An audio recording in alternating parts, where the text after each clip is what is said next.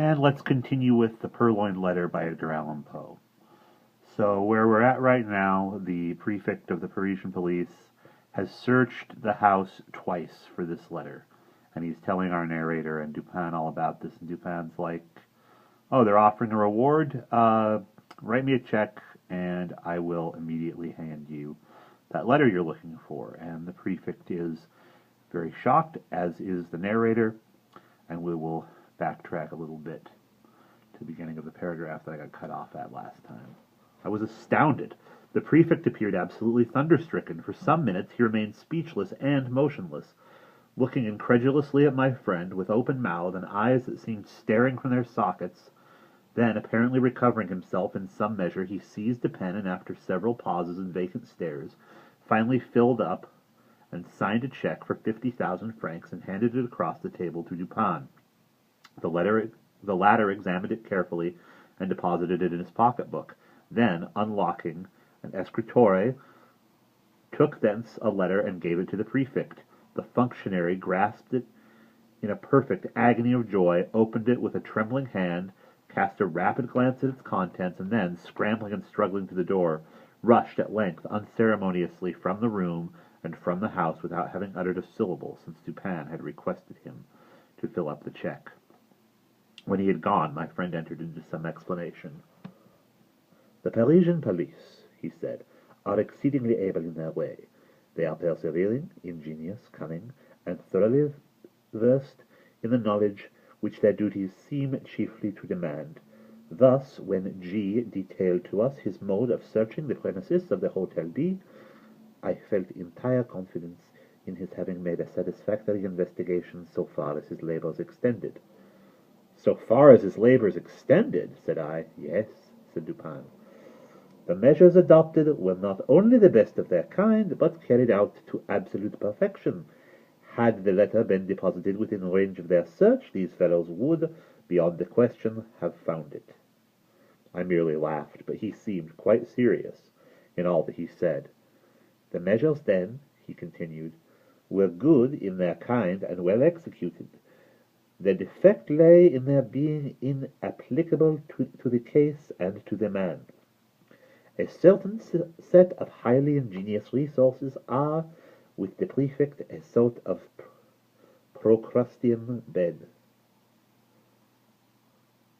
to which he forcibly adapts his designs, but he perpetually errs by being too deep or too shallow for the matter in hand, and many a schoolboy is a better reasoner than he. I knew one about 8 years of age whose success in guessing in the game even and odd attracted universal admiration. This game is simple and played with marbles. One player holds in his hand a number of these toys and demands of another whether the number is even or odd. If the guess is right, the guesser wins one. If wrong, he loses one. The boy to whom I allude won all the marbles of the school. Of course, he had some principle of guessing, and this lay in mere observation and measurement of the astuteness of his opponents. For example, an errant simpleton is his opponent, and holding up a closed hand asks, "Are they even or odd?" Our schoolboy replies odd and loses, but upon the second trial he wins, for then he says to himself, "The simpleton has had them even upon the first trial, and his amount of cunning was just sufficient to make them odd upon the second. I will therefore guess odd." He guesses odd and wins. Now, with a simpleton a degree above the first, he would have reasoned thus: "This fellow finds that in the first instance I guessed odd, and in the second he will propose himself upon the first impulse a simple variation from even to odd, as did the first simpleton. But then a second thought will suggest that this is too simple a variation, and finally he will decide upon putting in even as before. I will therefore guess even." He guesses even and wins. Now this mode of reasoning in the schoolboy, whom his fellows termed lucky, what, in its last analysis, is it? It is merely, I said, an indication of the reasoner's intellect with that of his opponent. "It is," said Dupin. And upon inquiring of the boy by what means he effected the thorough identification in which his success consisted, I received answer as follows. When I wish to find out how wise or stupid, or how good, or how wicked is any one, or what are his thoughts at the moment, I fashioned the expression on my face as accurately as possible in accordance with the expression of his, and then wait to see what thoughts or sentiments arise in my mind or heart, as if to match or correspond with the expression. This response of the schoolboy lies at the bottom of all the spurious profundity which has been attributed to Rosenkranz, Lobogiev, to Machiavelli, and to Campanella.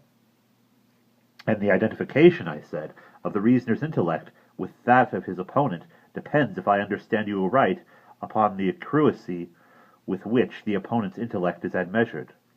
For its practical value depends upon this, replied Dupin. And the prefect and his cohorts fail so frequently. By default of this identification, and secondly, by ill-admeasurement, or rather through non-admeasurement of the intellect with which they were engaged, they consider only their own ideas of ingenuity, and in searching for anything hidden, only their own, and in searching for anything hidden, advert only to the modes in which they would have hidden it. They are right in this much, that their own ingenuity is a faithful representation of that of the mass. But when the cunning of the individual felon is diverse in character from their own, the felon foils them, of course. This always happens when it is above their own, and very usually when it is below. They have no variation of principle in their investigations. At best, when urged by some unusual emergency, by some extraordinary reward, they extend or exaggerate their old models of practice, without touching their principles. What, for example, in this case of D, has been done to vary the principle of action? What is all this boring and probing, and sounding and scrutinizing with the microscope, and dividing the surface of the buildings into registered square inches?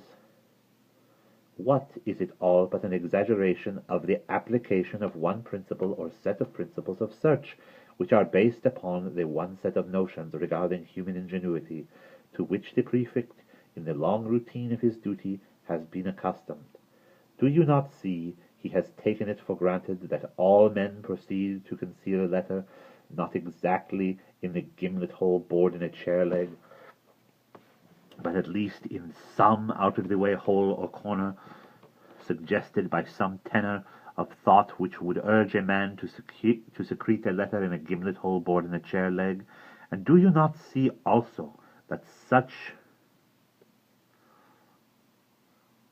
recherches, nooks for concealment, are adopted only for ordinary occasions, and would be adopted only by ordinary intellects, for in all cases of concealment, a disposal of the article concealed, a disposal of it in this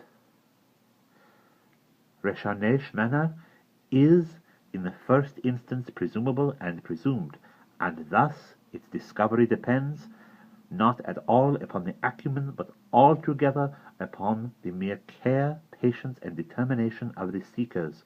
And where the case is of importance, or what amounts to the same thing in the political eyes, when the reward is of magnitude, the qualities in question have never been known to fail.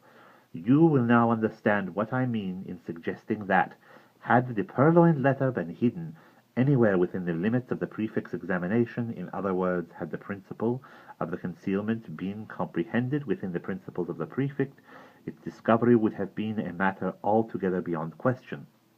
This functionary, however, has been thoroughly mystified, and the remote source of his